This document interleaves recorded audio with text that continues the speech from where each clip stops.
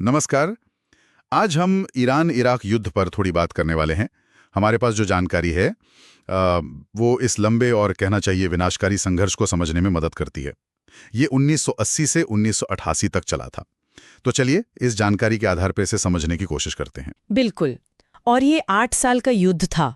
सोचिए 20वीं सदी के सबसे लंबे पारंपरिक युद्धों में से एक। और सिर्फ लंबा ही नहीं बल्कि बेहद खूनी भी। सिर्फ तारीखें याद रखना काफी नहीं है ना।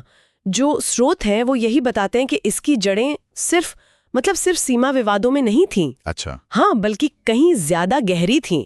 इसमें आपको राजनीतिक महत्वाकांक्षाएं मिलेंगी, सदियों पुरानी क्षेत्रीय आप कह सकती हैं प्रतिद्वंदिता थी, और हाँ बिल्कुल अलग अलग विचारधाराएं, ये सब उलझा हुआ था।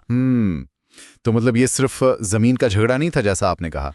तो जब 22 सितंबर 1980 को इराक ने ईरान पर हमला किया तो क्या इराकी नेतृत्व को सद्दाम हुसैन को एक तरह से आसान जीत की उम्मीद थी? क्या लगता है? हाँ बिल्कुल, कई विश्लेषण तो यही बताते हैं। देखिए, ईरान में उस वक्त इस्लामिक क्रांति हुई थी तो काफी उथल पुथल थी। इराक ने सोचा कि ये एक मौका है।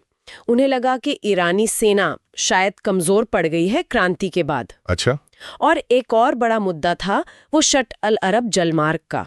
उस पर नियंत्रण को लेकर 1975 में एक समझौता हुआ था, अल्जीयर्स समझौता। इराक ने युद्ध शुरू करने से ठीक पहले उसे रद्द कर दिया। इसे एक वजह बताया गया। हाँ, ये तो एक बड़ा कारण लगता है। पर बात सिर्फ जलमार्ग की नहीं थी। सद्दाम हुसैन की अपनी महत्वाकांक्षाएं थीं।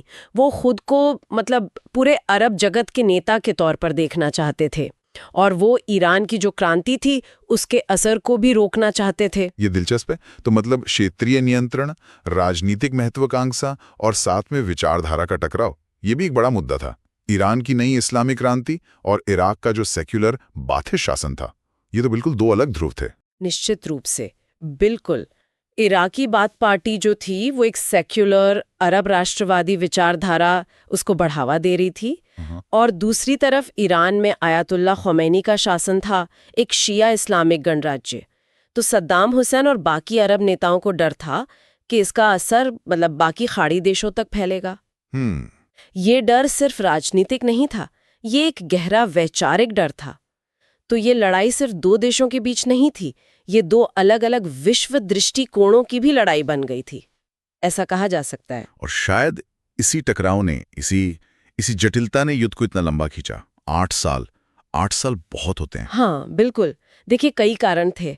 एक तो दोनों पक्षों को बाहर से मदद मिल रही थी, हथियार, पैसा, सब। इससे युद्ध लंबा खिंचता गया।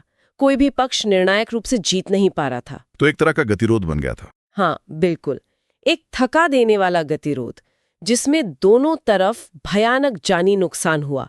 सूत्रों में तो ये भी आता है कि इसमें खाइयों की लड़ाई हुई जैसे पहले विश्व युद्ध में होती थी, और यहाँ तक कि रासायनिक हथियारों का भी इस्तेमाल हुआ। ओहो, ये तो बहुत भयानक है। हाँ, मानव क्षति तो कल्पना से भी परे थी। बहुत विनाशकारी था ये युद्ध। तो अगर हम इन सब बातों को एक साथ देखें तो ये युद्ध सिर्फ कुछ तारीखों और घटनाओं का लेखा जोखा नहीं है। बिल्कुल नहीं।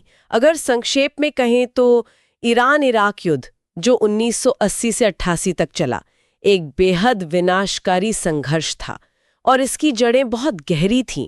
पुराने ऐतिहासिक मुद्दे, क्षेत्रीय विवाद जैसे वो शट अल अरब वाला मामला, फिर परस्पर विरोधी राजनीतिक महत्वाकांक्षाएं थीं, सद्दाम हुसैन बनाम ख़ुमैनी, और बिल्कुल विपरीत विचारधाराएं, सेक्युलर राष्ट्रवाद और इस्लामिक क्रांति।